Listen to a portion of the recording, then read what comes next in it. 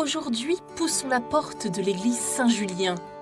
Située sur l'ancienne commune de Saint-Julien-le-Pauvre, dorénavant rattachée à Neuville-en-Champagne, l'église est de taille très modeste, mais remplie de trésors.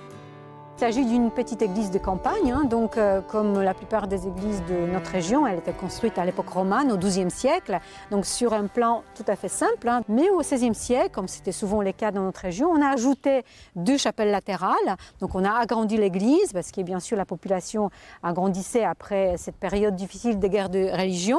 On a aussi créé un décor somptueux à l'intérieur de cette modeste église. C'est un portail du XIIe siècle, donc le portail de style roman, qui est très intéressant. Et aussi, on découvre ce cimetière qui est autour de cette église, qui est plutôt rare. On a supprimé beaucoup de cimetières au XIXe siècle. Ici, à Saint-Julien-les-Pauvres, on l'a gardé.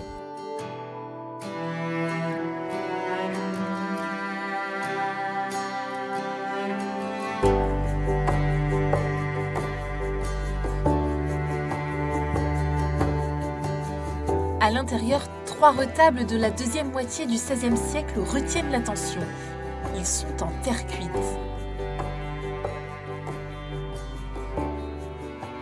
Nous avons dans ces 3 retables en fait une sorte de résumé du Nouveau Testament. Donc on commence par la scène de la Nativité, la scène, donc le dernier repas du Christ, et la mise au tombeau. Ce qui est très intéressant ici, on ne connaît malheureusement pas l'auteur de cet ensemble, c'est que les sculpteurs a voulu, ou les donateurs a demandé, que ces 3 groupes sculptés soient traités d'une façon différente. Donc ici nous avons un bas-relief, après un haut-relief, donc les personnages plus saillants, et ici nous avons carrément des statues en ronde-bosse, en 3 dimensions. Donc vraiment on a cette volonté de non seulement décorer, mais aussi de montrer un peu la technique, bien qu'on est vraiment au début de cette technique de la terre cuite qui devient la spécificité régionale.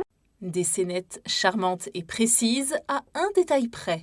2 têtes de 2 personnages, 2 apôtres, ont été cassées il y a une 50aine, 40aine d'années et on les a perdus, on les a retrouvés. Entre temps, on a en fait restauré les groupes en ajoutant des têtes qui ne sont pas très belles. Donc bien sûr, bientôt, on va recoller des têtes d'origine.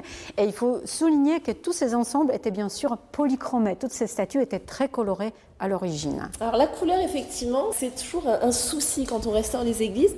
Vous militez pour ne pas qu'on mette souvent un enduit blanc. Ici, c'est un enduit qui date de quelle époque? Il s'agit d'un enduit de la fin extrême au tout début du XXe siècle, fin du XIXe, début du XXe siècle. Donc en effet, probablement, on a des peintures murales anciennes qui existent dans cette église parce que toutes les églises anciennes étaient en principe, la majorité étaient peintes, c'était les premières images en fait. Après, on mettait un enduit, on recommençait. On a essayé de mettre une ambiance moins colorée pour mettre en valeur ces retables qui arrivaient avec l'air décor, l'air sculpture et tableau. Donc les peintures murales, ça plaisait moins. On mettait un enduit blanc, on les oubliait. Puis on les découvre aujourd'hui. Mais là, ici, en effet, on a posé ces peintures qui sont relativement modestes, mais bon, ça fait partie de l'histoire en fait de l'édifice, donc on ne peut pas tout arracher. Ainsi s'achève cette découverte de l'église Saint-Julien. Dans notre prochain volet, nous irons à l'église de pèlerinage Notre-Dame à Torcé-en-Vallée.